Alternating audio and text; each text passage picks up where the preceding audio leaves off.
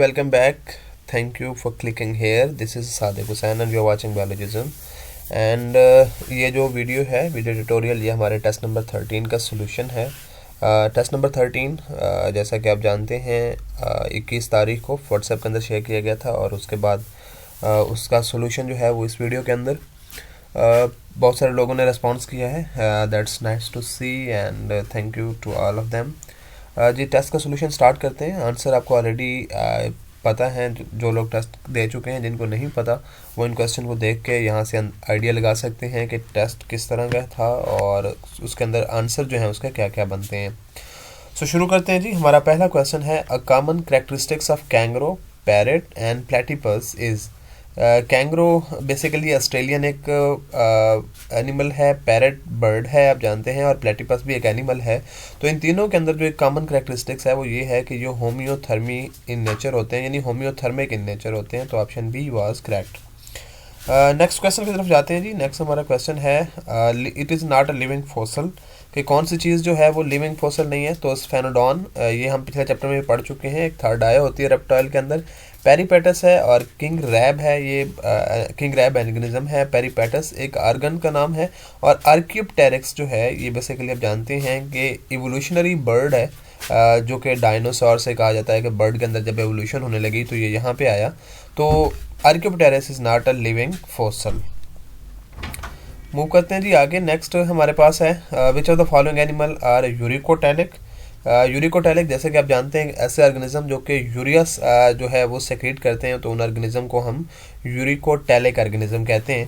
तो land reptile, birds और insects जो होते हैं ये क्या करते हैं, ये यूरिकोटैलिक होते हैं। इनकी जो वेस्ट मटेरियल होता है वो यूरिया इन नेचर होता है।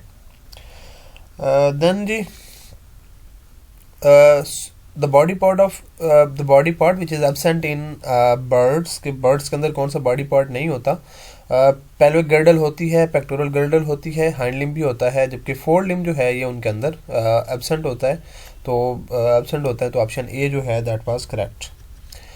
Moving ahead, the long hollow bones and connected air sacs are the characteristics feature of aves.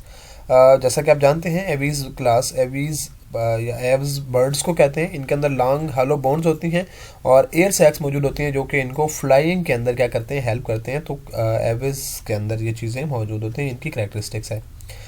Next है जी which of the following bone from the wishbone of the bird. तो wishbone basically सामने की उनकी bone होती है जो कि गर्दन के नीचे होती है, तो उसको आप क्लेविकल्स कहते हैं। बाय द वे अगर बोन के हवाले से आप हमारा ये देखना चाहते हैं कि ह्यूमन बीइंग के अंदर क्लेविकल बोन्स कहाँ पे होती है, तो एक रिसेंट वीडियो अपलोड है हमारे चैनल पे। वीडियो के अंदर जाके आप वहाँ पे देख सकते हैं ह्यूमन बॉडी एनिमेशन। तो वहाँ पे आपको ये बोन के जो क्लियर डिफरेंस है एनिमेशन के साथ समझाई गई हैं, तो वो देख लीजिए ज़रूर। आपको हेल्प करेंगी बॉडी स्ट्रक्चर के अंदर बोन कहाँ पे है उसको याद रखने में। हम जाते हैं आगे जी। The sound box of bird is also known as. तो साउंड बॉक्स बर्ड के अंदर जो है वो सेरेंक्स कहलाता है, जबकि ह्यूमन बीइंग के अंदर उसको हम लेरेंक्स कहते हैं और उनके अंदर वोकल कार्ड जो है वो मौजूद होते हैं। नेक्स्ट है जी ostrich, penguin and kiwi are flightless bird हैं, ऑस्ट्रिच भी और पेंगुइन भी और उसके साथ साथ कीवी भी, but they are not flighter bird, यानी जो फ्लाइट नहीं कर सकते, ये फ्लाइटलेस होते हैं।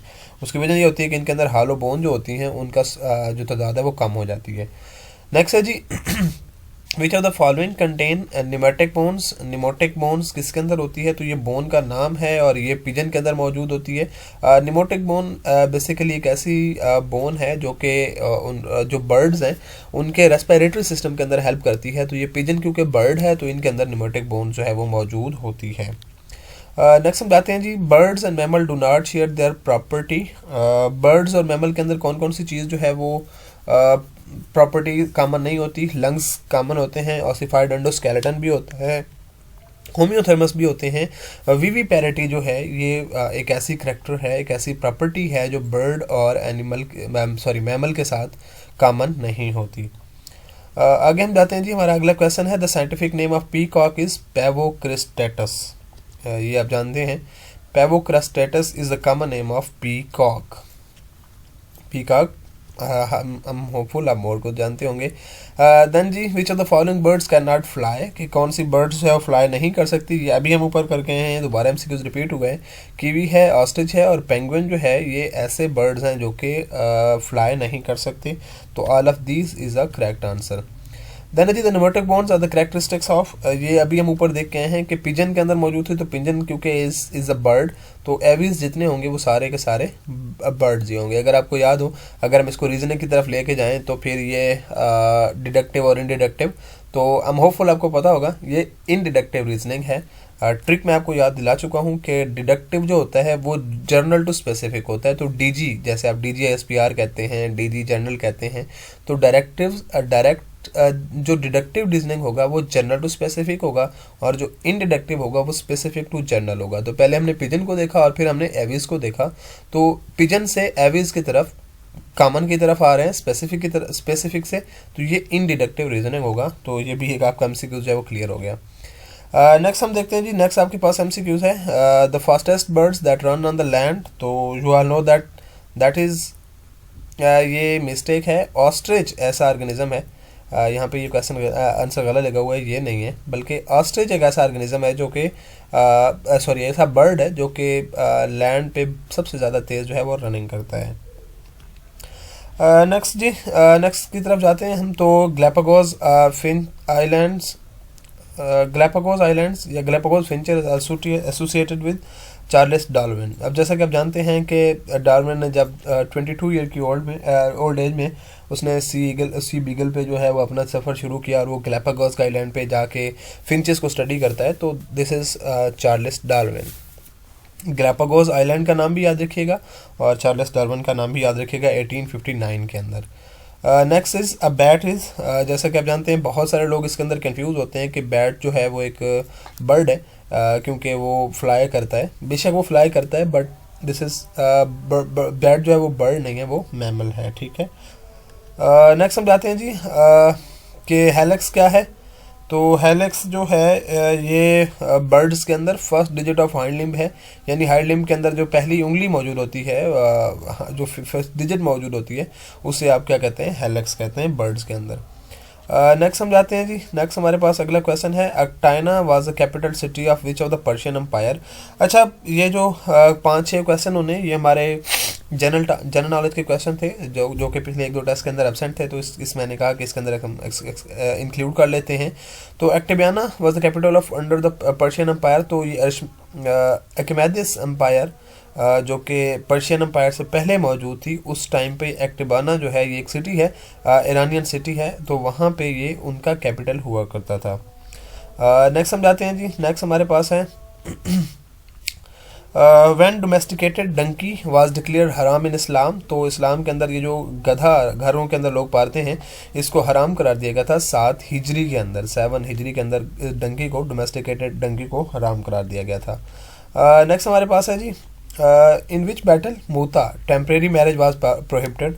अच्छा, जंग ये मूता बेसिकली एक ऐसी शादी, एक ऐसा इस्लाम के अंदर पहले रिवायत था, या इस्लाम से पहले जो है वो रिवायत था, जिसमें एक टेम्परेरी मैरिज जो है वो कर ली जाती थी। तो जब जंग खैबर हुई तो उसके बाद जो है इसको जंग जो क्या कहते हैं, जो मूता है, इसको प्रोहिबिटेड कर दिया गया इस्लाम के अंदर। तो ये लाजमी याद रखिएगा। नेक्स्ट है जी, where is the headquarter of International Atomic Energy Agency located. तो कहाँ पे है जी, वियना के अंदर है। सो ऑप्शन सी जो है दिस इज़ अ करेक्ट।